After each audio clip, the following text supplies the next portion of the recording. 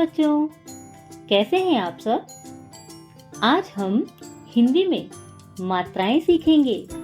बच्चों, जैसा कि आप सभी जानते हैं, हिंदी में वर्ण दो तरह के होते हैं।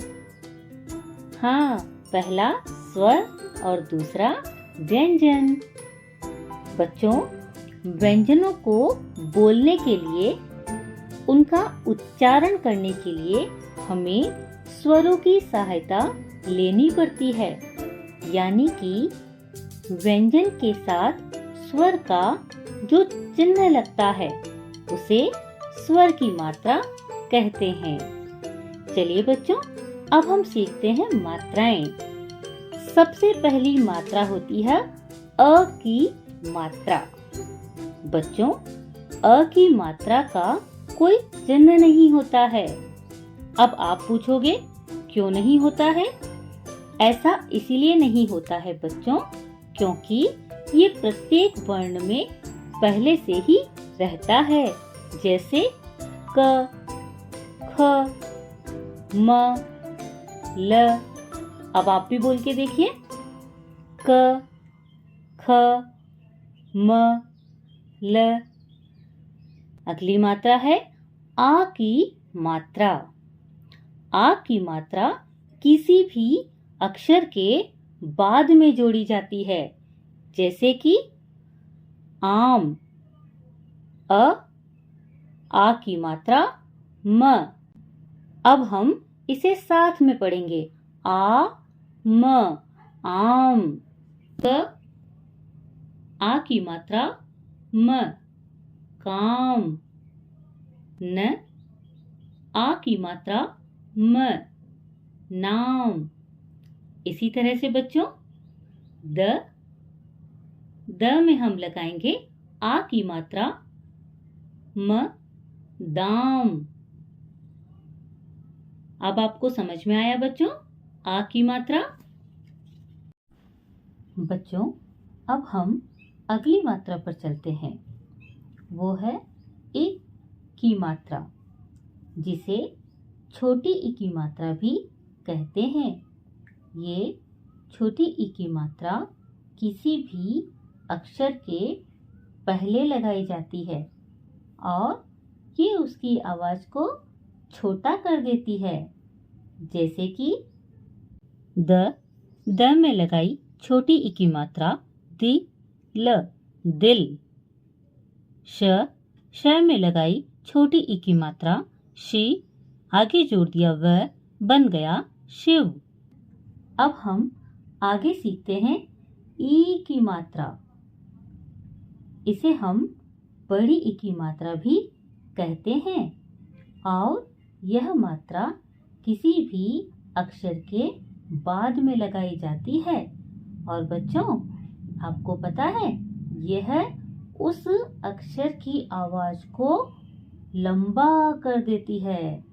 जैसे ख में अगर हम बड़ी ई की मात्रा को लगाते हैं तो वह बन जाता है खी, और अगर हम इसमें र जोड़ देते हैं तो ये बन जाती है खीर।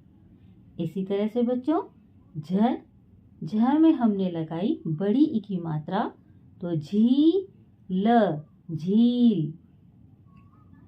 क में हम जोड़ेंगे बड़ी ई की मात्रा तो ल, कील। प्यारे बच्चों, अब हम सीखेंगे ऊ की मात्रा। बच्चों, ये वही ऊ की मात्रा है जिसे आप सभी छोटा ऊ कहते हैं। यह किसी भी अक्षर के नीचे की तरफ लगता है। जैसे प में लगाया छोटा ऊ, ल, पुल। इसी तरह से ख में लगाया छोटा ऊ, र, खुर। च में लगाया छोटा ऊ, चुप। हम आगे सीखेंगे ऊ की मात्रा। जी हाँ बच्चों, ये वही ऊ की मात्रा है जो आप बड़ा ऊ कहते हैं। जैसे कि फ में हमने लगाया बड़ा ऊ, फूल। ज में जुड़ा ऊ बन गया जू और आगे हमने जोड़ दिया ता, जूता। प्यारे बच्चों, अब हम सीखेंगे री की मात्रा के बारे में। किसी भी अक्षर के नीचे की ओर ये री की मात्रा लगाई जाती है। जैसे क में जोड़ी री की मात्रा क्री, आगे जोड़ दिया पा, बन गया कृपा।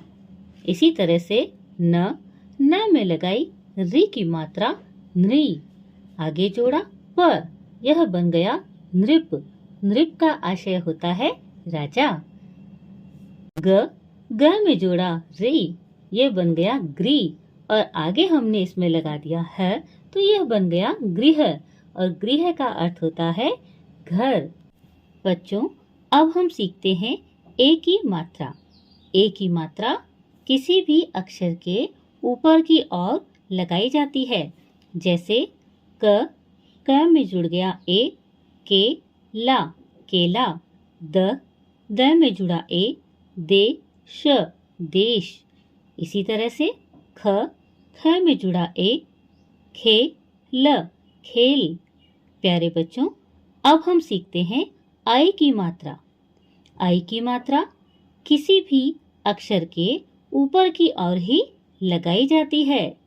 जैसे थ में जुड़ा आई, थाई ला, थैला। आगे प में जुड़ा पाई, सा, पैसा। क में जुड़ा आई, कै सा, कैसा। प्यारे बच्चों, अब हम सीखेंगे ओ की मात्रा। ओ की मात्रा बनाने के लिए आ की मात्रा में ऊपर की ओर एक चोटी बना दी जाती है। श में हमने लगाई ओ की मात्रा शो, आगे लगा दिया र, शोर। इसी तरह से म में हमने जोड़ दिया ओ, बन गया मो और र लगा दिया तो ये बन गया मोर। इसी तरह से च के आगे लगाया ओ, बन गया चो र, चोर।